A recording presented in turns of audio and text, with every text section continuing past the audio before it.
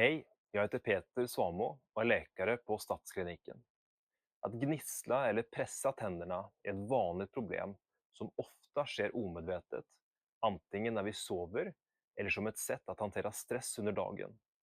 Detta kan leda till huvudvärk, tandslitage och käksmärtor.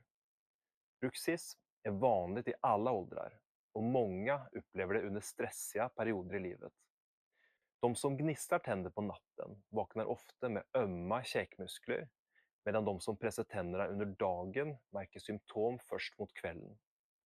Patienter med allvarliga smärtor kan behöva använda smärtstillande dagligen. Botoxbehandling mot bruxism är en snabb och effektiv lösning som lindrar de fysiska besvären kopplade till tandpressing, inklusive huvudvärk och spända ömma käkmuskler.